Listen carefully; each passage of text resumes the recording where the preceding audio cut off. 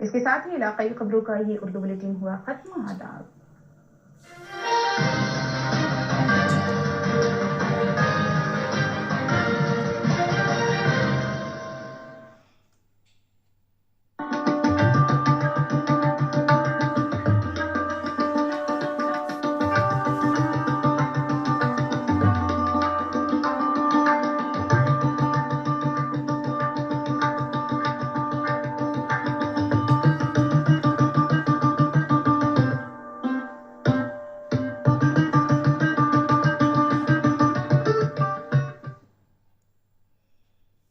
नमस्कार, स्वागत है आप सभी का साहित्यिकी में। दर्शकों, जैसा कि आप सभी जानते हैं कि साहित्यिकी के हर एपिसोड में हम आपको साहित्य के अलग अलग विधाओं से रूबरू करवाते हैं, जिसमें परिचर्चाएं और कई कविता पाठ या उस पर जो कहानी का जो मूल स्वरूप होता है उस पर भी हम कई बार चर्चा कर चुके हैं। लेकिन आज का जो हमारा विषय है वह काफी महत्वपूर्ण है। हम ये कहें कि आज साहित्यिकी के इस मंच पर जिस विषय को हम प्रस्तुत करने वाले हैं वह शायद पहली बार हो, तो ये कोई अतिशयोक्ति नहीं होगी। जी हाँ दर्शकों, आज हम परिचर्चा करने वाले हैं लघु कथा के बारे में कि लघु कथा का जो सृजन काल है वह कहाँ से आरंभ होता है, उसकी जो मूलभूत जो भावनाएं हैं वो पाठकों को किस तरह आकर्षित करती हैं। जी हाँ दर्शकों, इसी विधा से जो साहित्यिक विधा है जो लघु कथा का, उसके रूप और स्वरूप पर हम विस्तार से परिचर्चा करेंगे। उसके बाद जो हमारे मेहमान हैं उनसे हम संक्षिप्त जो लघु कथाएं हैं उसका पाठ भी आपको सुनवाएंगे। तो सबसे पहले हम परिचय करवाते हैं कि लघु कथा की सृजन यात्रा में जो हमारे इस साहित्यिकी के मंच पर आज जो मेहमान पधारे हैं, सिद्धेश्वर जी, ये कवि और लघु कथाकार हैं और इनकी कई किताबें प्रकाशित हो चुकी हैं और लघु कथा आंदोलन में भी इनकी सक्रिय भूमिका रही है। और इसके बाद रामयतन यादव जी हैं जो लघु कथा लिखते हैं और अपनी लघु कथा कहानी के सशक्त हस्ताक्षर भी इनको कहा जाता है। और हमारे बीच राजप्रिया रानी हैं जो युवा लेखिका हैं और ये भी लघु कथा पर अपनी स्पष्ट जो दृष्टि है वो और बेबाक जो राय है उस पर अपनी कलम चलाती हैं और उसे हमारे पाठकों के सामने प्रस्तुत करती हैं। तो सबसे पहले हम सिद्धेश्वर जी आपसे जानना चाहेंगे कि जो वर्तमान समय है इसमें लघु कथा एवं कहानी में जो हम लोग अंतर समझना चाहें तो उसे आप किस रूप में देखते हैं? जी, बहुत अच्छा सवाल आपने पूछा है, क्योंकि आज अक्सर लघु कहानी और लघु कथा दोनों को लोग एक ही विषय समझ जाते हैं, जबकि दोनों में बहुत अंतर है। लघु कहानी जो है वो कहानी का ही छोटा रूप है, लेकिन लघु कथा जो है वो कहानी का छोटा रूप नहीं है, बल्कि वो एक बिल्कुल नई विधा बनी है और वह किसी घटना विशेष की एक दिन काल दोष हो जाए यदि हम दूसरे दिन का उसमें जिक्र करते हैं, तो किसी एक दिन की एक घटना का एक प्रसंग उसमें उसमें लिखी जाती है और उस पर अंत जो होता है, कहानी में जैसे जो अंत होता है उसमें पाठक को निष्कर्ष दे दिया जाता है, लेकिन लघु कथा का जो अंत होता है वो इस बिंदु पर छोड़ दिया जाता है, इस चरम बिंदु पर छोड़ दिया जाता है कि पाठक वहां से सोचना आरंभ करता है। ये लघु कथा और लघु कहानी में अंतर है। और लघु कथा 500 से 1000 शब्दों से आसपास में लिखी जाती है, उससे अधिक नहीं, इसमें घटनाएं भी अधिक नहीं होती। जी, इसी कड़ी को आगे बढ़ाते हुए हम रामयतन यादव जी आपसे जानना चाहेंगे कि जो वर्तमान समय है, जो वर्तमान परिवेश है, सोशल मीडिया का सदौर है, तो इसमें जो लघु कथा की जो प्रासंगिकता है उसे आप कहाँ खड़ा पाते हैं? देखिए, साहित्य की जो भी विधाएं हैं, सभी विधाएं अपनी अपनी समय के अनुसार अपनी अपनी प्रासंगिकता के साथ ही सामने आती हैं और वो पाठकों से अपना संपर्क बनाने में कामयाब होती हैं।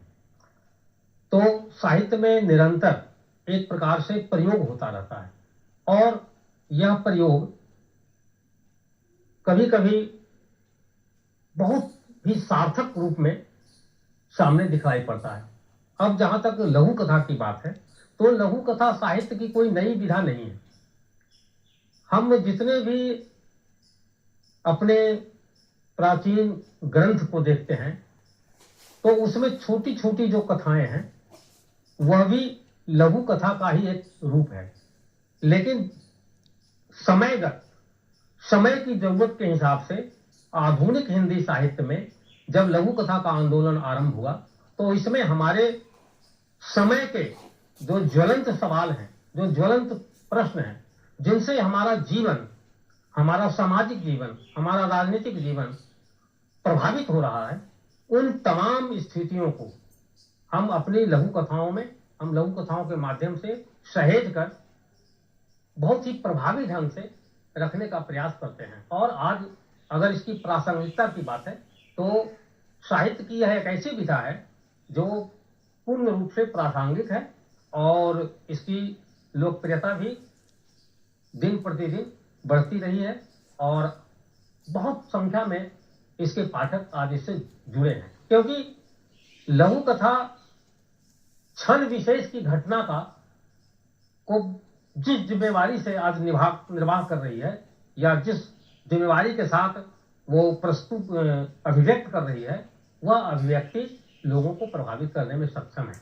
जैसा कि आपने कहा, हमारे जो पौराणिक जो थाती है हमारी, जी जी, तो उसमें भी लघु कथाओं का जिक्र है। संक्षेप में छोटी छोटी कथाएं भी हमें और या पाठकों को आकर्षित करती रही हैं जी, और पाठक पूरे मनोभाव से और जोर से और मन से उसे ग्रहण करने में, आत्मसात करने में पूरी तरह से तल्लीन भाव अपना रखते हैं, उसी को परिष्कृत रूप जी। तो इसी कोशिश में राजप्रिया रानी, आपसे हम जानना चाहते हैं कि आज के जो पाठक हैं, तो जैसा कि सब कुछ जल्दी में करने की प्रवृत्ति जो जगी है या सब कुछ जल्दी में पा लेने की जो प्रवृत्ति है, उसको भी हम प्रमुखता से लेंगे यहाँ पे।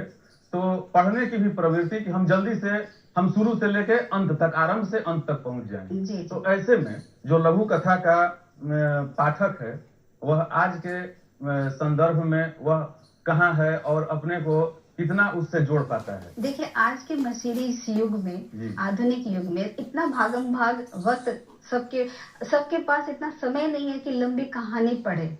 इसके लिए आप लघु कथा, इसीलिए सबको, हर पाठक को पसंदीदा होता है, क्योंकि लघु कथा में एक जो अंत होता है बहुत चौंकाने वाला होता है और बहुत संक्षिप्त आकार होता है इसका, और सोच समझकर हर भाव को, हर शब्द को इसमें पिरोया जाता है, ताकि वो जो एक जो क्षण होता है उसमें वो पूरी तरह से वो निचोड़ आ जाए, है ना। तो लघु कथा आज के इस युग में बहुत ही प्रभावशाली है, बहुत ही प्रभावपूर्ण होता है, जो चलन इसका बहुत ज्यादा है और इसीलिए सबको, आज के पाठक को बहुत पसंद है। जी, बिल्कुल सही कहा आपने कि जो लघु कथा का जो स्वरूप है वह पाठकों को निश्चित रूप से आकर्षित करती है। ज्यादा जो लंबी कहानियां होती हैं उससे थोड़ा उबाऊपन महसूस करते हैं। ऐसे में जो लघु कथा का रूप और स्वरूप है, तो आरंभ से, जैसा कि मैंने कहा कि आरंभ से अंत उनको ज्यादा आकर्षित करता है कि कहानी का जो कथन भाव है वो कितना स्पष्ट और दृष्टिगोचर पूर्ण रूप से हमें प्रभावित करता है। एक बैठक को पढ़ लेता है। जी जी। तो सिद्धेश्वर जी, आपसे फिर ये भी हम जानना चाहेंगे कि अभी के समय में जो लघु कथा सृजन की यात्रा है, उस पर आपकी क्या राय और विचार है? देखिए, उसको भी हम अपने दर्शकों आज लघु कथा सृजन यात्रा की जो बात है जी, तो ये 7वें दशक से ही आरंभ हो चुकी है, जिसमें कमलेश्वर जी सारिका में कहानी कथा लोक कथा विशाख प्रकाशित किए थे, तो उस समय चर्चा केंद्र में थी। और यह खुशी की बात है कि हमारा जो बिहार है, ये लघु कथा के रूप में पूरे देश में जानी जाती है कि लघु कथा का आंदोलन यहीं से डॉक्टर सतीश साहब पुष्करना जी थे और उनकी देखरेख में हम थे, रामयतर यादव थे, फतवा में इसका आयोजन किए थे। वहां से जो सृजन यात्रा आरंभ हुई वह अब पूरे देश में फैल गई है और यह सृजन यात्रा सतत गतिशील है। आज पहले के रचनाकार तो खूब अच्छी अच्छी लोक कथाएं लिखी ही हैं, वह धरोहर बन गई है।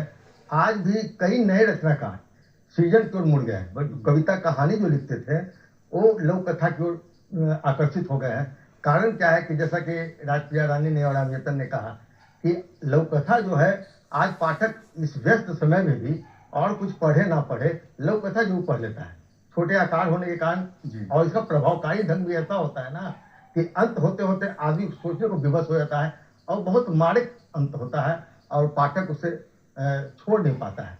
यह जो सृजन यात्रा है वो यहाँ से, बिहार से, लोग जानते हैं कि लोक कथा का आंदोलन बिहार से जो आरंभ हुआ पूरे देश में फैल गया। आज पूरे देश ही नहीं, पूरे विश्व में लोक कथा ही एकमात्र ऐसी विधा है जो सबसे अधिक पढ़ी और लिखी जा रही है।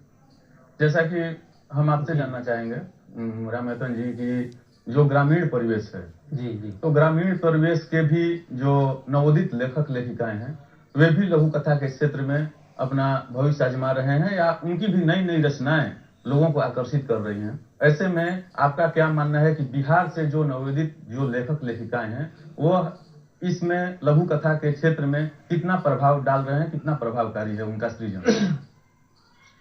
पहले तो मैं स्पष्ट कर दूं कि संरचना की दृष्टि से यह एक लघु आकारीय विधा है संरचना की दृष्टि से, लेकिन अपने लघु आकारीय वजूद के बावजूद लघु कथा जी आज के भागम भाग वाली स्थिति में भी पाठकों के भीतर साहित्य के आस्वाद को बनाए रखने में एक सक्षम विधा साबित हो रही है।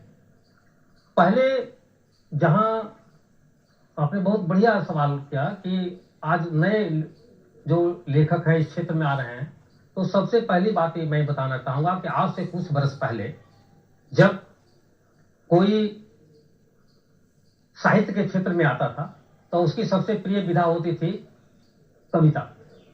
कविता के द्वारा ही वो साहित्य में प्रवेश करता था। आज थोड़ी सी स्थितियां बदली और आज जो नवोदित लेखक हैं, जो नए रचनाकार हैं, उन्हें यह विधा आकर्षित करता है। पत्र पत्रिकाओं में, विभिन्न प्रकाशन माध्यमों में जब वह चीजों को देखता है तो उसे लगता है कि छोटी सी भी बहुत कम समय में भी हम अपनी बात बहुत ईमानदारी से रख सकते हैं और लेखकों को और लोगों को प्रभावित कर सकते हैं। इसलिए नए जो ग्रामीण क्षेत्र का है या शहरी क्षेत्र का है, जो भी नवोदित लेखक हैं, जो नए रचनाकार हैं, जो इस क्षेत्र में प्रवेश कर रहे हैं, उनकी प्राथमिकता होती है कि वो लघु कथा से अपना आरंभ करते हैं। इसलिए आप आज विभिन्न समाचार पत्रों में जो नए लेखकों की चीजें छपती है तो वो लघु कथा के रूप में ही छपती हैं। इसलिए मैंने पहले ही कहा कि क्षण विशेष की घटना को हम बहुत जिम्मेवारी से इसमें रखते हैं। तो आपने बहुत ही उचित बात कही। तो इसी संदर्भ को हम आगे बढ़ाते हुए सिद्धेश्वर जी आपसे गुजारिश करेंगे कि आपकी जो लघु कथाएं हैं उसको हमारे पाठकों के सामने प्रस्तुत कीजिए। जी जरूर, यह तो बहुत अच्छी बात है जी। मैं हाल में ही लिखी गई एक लघु कथा आपके सामने प्रस्तुत कर रहा हूं। स्वागत स्वागत। और लघु कथा का शीर्षक है पाप और पुण्य। शीर्षक है पाप और पुण्य। प्रयागराज की ओर जा रही गाड़ी में दो मित्र अचानक मिले तो हाल चाल पूछने लगे, प्राणेश तुम कहाँ जा रहे हो? बहुत दिनों बाद भेंट हुई है तुमसे। मैं तो प्रयागराज जा रहा हूँ महाकुंभ का स्नान करने। और तुम कहाँ जा रहे हो रमेश? मैं तो प्रयागराज जा रहा हूँ महाकुंभ का स्नान करने। और तुम कहाँ जा रहे हो? मैं भी प्रयागराज ही जा रहा हूँ महाकुंभ का दृश्य देखने। प्राणेश थोड़ा अचरज हुए, उसे घूरते हुए कहा, महाकुंभ का दृश्य देखने? वहां देश भर के लोग पहुंच रहे हैं गंगा स्नान करने ताकि उनके किए गए पाप महाकुंभ में स्नान करके धुल जाए। थोड़ा रुक कर वह आगे बोला, भाई हम इंसान हैं, भगवान तो है नहीं, जाने अनजाने हमसे पाप हो ही जाया करते हैं। इसलिए अपने पाप को धोने के लिए महाकुंभ का या किसी भी गंगा का स्नान बेहद जरूरी है मित्र। जाने अनजाने पाप तो मुझसे भी हुआ होगा, मगर मैं अपने कर्मों से उस पाप को धोने का प्रयास करता हूँ, गंगा स्नान करने से नहीं। किसी भी इंसान का पाप सिर्फ गंगा स्नान करने से धुल जाता है क्या? बचपन में मेरे माँ बाप ने मुझे जो स्नान कराया, मैं उसी स्नान का कर चुका रहा हूँ अपने वृद्ध माँ बाप की सेवा करते हुए। मगर बुरा मत मानना दोस्त, तुम तो अपनी शादी में दहेज कम मिलने के कारण अपनी पत्नी को दिन रात प्रताड़ित करते हो। अपनी वकालत में भी पैसे के बल पर सच को झूठ और झूठ को सच करते हो। छक कर मांसाहारी भोजन करते हो। और तो और भगवान तुल अपने माँ बाप को तुमने वृद्धा आश्रम में छोड़ दिया है। अब रहने भी दो यार, तुम दोस्त हो, इसलिए मेरी बात को समझने की कोशिश करो। इसलिए तो महाकुंभ जा रहा हूँ ताकि मेरा सारा पाप गंगा स्नान करने के बाद धुल जाए। वाह, बहुत सुंदर। आपकी जो ये लघु कथा है इसमें बहुत ही गहरे भाव हैं और जो कथानक का स्वरूप है वह भी हमें एक निश्चित ऊंचाई पर ले जाकर छोड़ती है कि हम सोचने पर विवश हो जाते हैं कि पाप पुण्य की जो परिभाषा है उसमें हम तैरने और तैर करके उस आरंभ से अंत तक पहुंचने की कोशिश करते हैं कि हमारा मूल कर्तव्य मानवीय जीवन का क्या है। और इसी कोशिश में और इसको आगे बढ़ाते हुए रामयतन यादव जी, आपकी जो कोई लघु कथा है जी जो तो उसको भी हम अपने दर्शकों के सामने प्रस्तुत करना चाहेंगे। मेरी लघु कथा का शीर्षक है बाबूजी घर चलिए। जी स्वागत। ओल्ड हाउस की औपचारिकताएं पूरी करने के पश्चात उसने एक ठंडी आह भरी। फिर अपने 10 वर्षीय पुत्र, जो उस समय अपने दादा की उंगली पकड़कर खेलने में व्यस्त था, को अपनी तरफ खींचती हुई बोली, बेटा अब घर चलो, दादाजी को तंग मत करो। बेटे ने उत्सुक भाव से अपनी मां को देखा और पूछा, मां, दादाजी हमारे साथ नहीं चलेंगे क्या? नहीं नहीं, आज से वो यहीं आराम से रहेंगे। यह बड़ा सा घर बूढ़े बूढ़ियों के लिए ही बना है बेटा। बच्चे की आंखों में जिज्ञासा के भाव उगाए। उसने पूछा, तो क्या तुम भी जब बूढ़ी हो जाओगी तो यहीं आ जाओगी मां? और पापा भी? चुप कर, मां ने डांटा, ऐसी गंदी बात मत कर। फिर दादाजी के लिए तुमने गंदी बात क्यों की मां? वह निरुत्तर सा कुछ पल बेटे को अपलक देखती रही, फिर एक झटके से पीछे मुड़ी और तीव्रता से ओल्ड हाउस के अंदर गुमसुम उदास बैठे अपने ससुर के पैरों पर गिरकर बोली, बाबूजी घर चलिए। बहुत अच्छा। और बहुत ये आपकी जो लघु कथा है, इसमें जो पश्चाताप के जो भाव हैं वह हमें कहीं ना कहीं ये सोचने पर विवश करते हैं कि वही, जैसा कि सर ने, सिद्धेश्वर सर ने कहा कि जो इनकी कहानी की जो मूल भाव थी उसी को आपने आगे बढ़ाया है कि जो मानवीय जीवन का कर्तव्य है उसे हम भूल करके पुण्य और पाप की जो परिधि है उसमें हम उसको हम ढूंढने में लगे रहते हैं। और राजप्रिया रानी जी, आपकी भी लघु कथा का हम स्वागत करेंगे जो हमारे दर्शकों के लिए जरूरी और एक शिक्षाप्रद है। जी जी जी जी स्वागत। तो मैं अपनी एक लघु कथा प्रस्तुत करती हूँ जिसका शीर्षक है चरित्र निर्माण कोर्स। स्वागत। एक महाविद्यालय के परिसर में प्रथम सेशन के दाखिले के लिए लंबी सी कतारें लगी हुई थी। अलग अलग विभागों के फॉर्म छात्रों द्वारा भरे जा रहे थे। एक अभिभावक बड़े व्याकुल भाव में वहां उपस्थित एक क्लर्क महाशय से पूछा, सर विज्ञान विभाग का या कला विभाग में फॉर्म कौन सा स्ट्रीम मेरे बेटे के लिए सबसे बेहतर होगा? अभिभावक पिछले परिणाम पत्र आगे कर दिया। ये आप और आपके बच्चे पर निर्भर है। अपने बच्चे के लिए कैसा भविष्य चाहती हैं ये तो आप ही बताएंगे ना। चौंकते हुए पूछा, मतलब? मेरे कहने का अर्थ है व्यापारी, डॉक्टर, इंजीनियर, बैंकर या राजनीतिक, कौन सा स्ट्रीम चाहते हैं? क्या बनाना चाहते हैं अपने बेटे को? एक जेंटलमैन बनने के लिए किसी भी क्षेत्र में मेहनत करना जरूरी होगा। सर मैंने कई जेंटलमैन डॉक्टर, इंजीनियर, प्रोफेसर को ही गलत और विभत्स कार्य करते हुए देखा है। यह तो घर से मिले संस्कार पर निर्भर करता है। हर माता पिता बच्चे को अच्छे संस्कार तो देते ही हैं, लेकिन एक पल की मौन के पश्चात वो अभिभावक ये कहा कि मैं समझ गया जी, मैं समझ गया। अंततः एक अटल निर्णय पर पहुंचकर अभिभावक दोबारा आग्रह किया, बस इतना बताइए कि चरित्र निर्माण कोर्स के लिए किस महाविद्यालय के किस विभाग में मेरे बेटे को दाखिला दिलाया जाए? क्लर्क के चेहरे पर व्यंग्यात्मक हंसी बिखर गई। चरित्र निर्माण कोर्स? जी सर, जहां मेरा बच्चा जेंटलमैन ना बल्कि महान पुरुष कहलाए। धन्यवाद। जी बहुत ही सार्थक है आपकी ये लघु कथा। हमें हमारे जो बच्चे हैं जो घर में हैं उनको इस तरह से संस्कार देने के लिए प्रेरित करता है कि उस संस्कार से जो मानवीय जीवन जी, है बिल्कुल। और जिसका मानवीय जीवन के जो सकारात्मक दृष्टिकोण है वो पूर्ण रूप से दृष्टिगोचर हो। और रामेतन यादव जी, आपसे भी दूसरी जो आपकी जो लघु कथा है जी। जो प्रेरणादायक हो, उसका भी हम स्वागत करेंगे सर। मेरी दूसरी जो ये रचना है, इसका शीर्षक है जिंदगी। जी। उसके पास कई तरह के जहरीले सांप थे, जिन्हें लोगों के सामने नचाकर वो अपने कुनबे का भरण पोषण करता था। एक दिन किसी तमाशाई ने आशंका जाहिर की, अरे तुम्हें डर नहीं लगता क्या, जो पीठ पर मौत की पिटारी लिए घूमते हो, कहीं डस लेगा तो?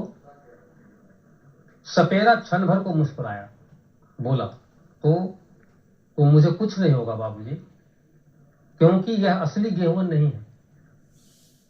फिर एक लंबी सांस खींचकर उसने अपनी बात पूरी की, असली गेहूं तो हमारी गरीबी है, जो हमें रोज डसती है। इतना बोलकर उसने जहरीले सांप के सिर को प्यार से सहलाते हुए बोला, यह तो हमारी जिंदगी है बाबूजी, जिसे पीठ पर लिए फिरता हूं। धन्यवाद। बहुत सुंदर। आपकी यह कहानी निश्चित रूप से हमें और हमारे समाज को ये ताकीद करती है कि जो हमारा मूलभूत कर्तव्य है और जिसके लिए हम हमेशा उसको पाने के लिए लालायित रहते हैं, तो कहीं ना कहीं हम अपने इंसानियत को ताक पे रख के हम उस चीज को पाने के लिए नहीं कोशिश करें, ताकि हम खुद शर्मसार हो जाएं। और जो सिस्टम है उसमें कदम ताल मिला करके हम चलने का प्रयास करें, यही जीवन की सार्थकता है। आपसे भी मैडम, जो आपकी एक लघु कथा जो संक्षिप्त हो, उसके जो भाव हैं जो प्रेरणादायक हो, उसका भी हम स्वागत करें। जी जी बिल्कुल। मेरी दूसरी लघु कथा का शीर्षक है दर्द में भीगा पत्र। जी, स्वागत। बाबूजी, मैं मीनाक्षी के साथ बाजार जा रहा हूँ, आपको अपने लिए कोई सामान मंगवाना हो तो बता दीजिए, लेता आऊंगा। नहीं बेटे, तुमने कोई कमी ही कहाँ छोड़ी जो मांगना पड़े अपने लिए। आंखें झुकाए पिताजी बोले, फिर भी गर्मी पहनने के लिए सिंगल बंडे लेता आऊंगा, आग्रह करते हुए तभी दोबारा अपनी बात रखी। नहीं बेटे, तेरी माँ मरने से पहले शादी की 50वीं सालगिरह पर ये बंडे उपहार के रूप में मुझे दी थी, जिसे आज भी बहुत सहेज कर पहनता हूँ, दूसरे की जरूरत ही नहीं अभी। बाबूजी, चप्पल लेता आऊंगा। घिस गए हैं, बहू भी अपनी ओर से आग्रह की। नहीं बहू, अभी तो चप्पल 4-5 जोड़ी है, अभी इसकी आवश्यकता ही नहीं, निश्चिंत रहो, जाओ तुम लोग घूम आओ, कुछ खाने को ले आओ, ठंडा वगैरह। नहीं बेटे, क्या आप अपनी जिद कर ही रहे हो तो लो, यह मुझे चाहिए। कहते हुए बाबूजी डायरी से एक कागज बेटे के हाथ में थमा दी। ठीक है बाबूजी, मॉल से लेता आऊंगा। गाड़ी में बैठने से पहले बहू पिछली चिढ़ती हुई बोली, वैसे तो बाबूजी को कुछ नहीं चाहिए थी, मगर आपने जिद की तो लंबी लिस्ट थमा दी, जैसे हमने महीनों से कुछ उनको दी ही नहीं। उनके भी नाटक कम नहीं है। अरे किसी चीज की जरूरत होगी, लेकिन संकोच बस नहीं बोलते। देखो तो जरा लिस्ट में। अच्छा, मार्केट पहुंच कर देखूंगा। पत्नी के संग जब रवि अपनी जरूरत के सारे सामान लेकर मॉल से निकला तो पिता की लिस्ट पर याद आई। अनायास ही आंखों से आंसुओं की धार निकल आई जब लिस्ट को पढ़ा, जिसे देख बहू ने वह लिस्ट पकड़ ली जिसमें लिखा था, बेटा याद करो, कितने महीने पहले तुम मेरे साथ बैठकर खाना खाए, इधर उधर की बातें शेयर किए। मैं आज भी तेरी उम्मीद में रात 11 बजे तक जागता हूँ कि कभी तो रवि मेरे पैर दबाने बहाने मेरे समीप बैठेगा, अपनी व्यस्तता शेयर करेगा। मैं आज भी सुबह 5 बजे उठ जाता हूँ ताकि मॉर्निंग वॉक के बहाने कहीं अपने बच्चे को पार्क में मुलाकात हो जाए, बच्चे से पार्क में मुलाकात हो जाए और अपने दर्द शेयर कर सकूं। बाकी सब बेहतर है, बस यही मेरी इच्छा थी। बहुत ही ये लघु कथा निश्चित रूप से मार्मिकता से लबरेज है और हमें इस बात से भी आगाह कराती है कि जो हमारा और अपने माँ बाप के प्रति जो कर्तव्य है उसको भी हम बखूबी समझें। इसके लिए मैडम आपका बहुत बहुत धन्यवाद। और दर्शकों, जैसा कि लघु कथा का जो रूप और स्वरूप है, उसके जो संदर्भ हैं तो हमें प्रेरणा देते हैं, जीवन जीने की प्रेरणा देते हैं, हमें हमारे संस्कार को पुष्टित करने की भी प्रेरणा देते हैं। कहानी, लघु कथाएं या कविताएं, जो भी साहित्यिक विधाएं हैं, हमें निश्चित रूप से हमें एक जो मानवीय जो हमारे संस्कार हैं उसको एक नई ऊंचाई पर ले जाने का मार्ग प्रशस्त करते हैं। ये सब रूप से आज का ये हमारा कार्यक्रम आपको बेहद पसंद आया होगा और आज साहित्यिकी के